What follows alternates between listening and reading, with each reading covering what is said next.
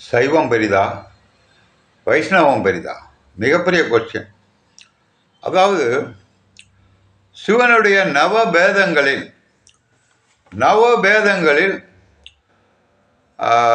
தோன்றியது தான் வைஷ்ணவம். சைவ சித்தாந்த கருத்தின்படி,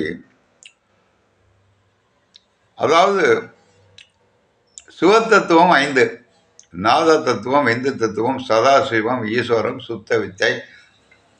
சுத்த வித்தையிலிருந்து தோன்றியவர்கள் தான் பிரம்மன், விஷ்ணு, ருத்திரன்.